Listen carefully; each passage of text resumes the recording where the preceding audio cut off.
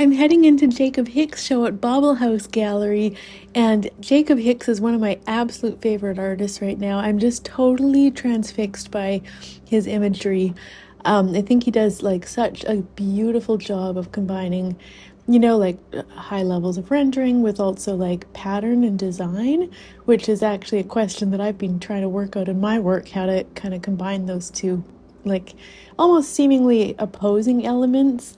But and so I've really studied like what he's doing, and what is interesting is that he's managing to pull off like the three-dimensionality of the portraits and the figures, and combining it with all the like amazing intricate patterns and designs of the kind of headdresses.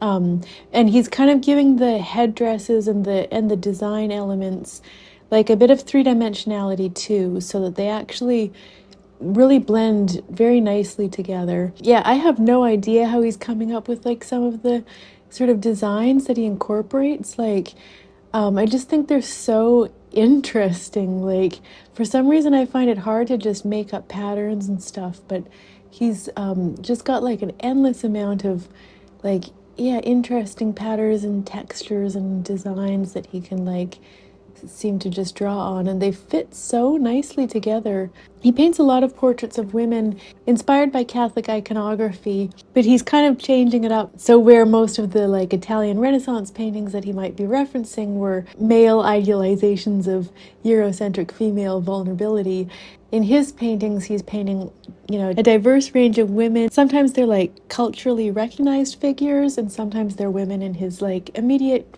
friend group. But either way, he paints them really like, dignified and strong, showing like female strength and heroism. Jacob's blending numerous cultures and time periods, from primitive Flemish to Italian Renaissance and Spanish Baroque paintings, and creating this sort of surreal lattice of everything from fruit to jewels to birds' nests to puppets and faceted jewels. And I do see a lot of frogs in his paintings, and I remember he has a little frog, so I think that's his actual pet frog.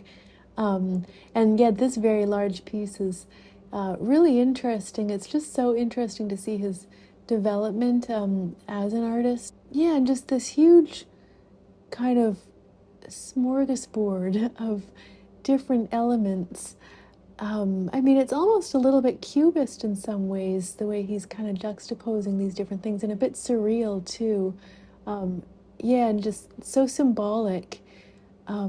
So it's just an amazing show. I'm so glad I got to see it at Bobblehaus Gallery.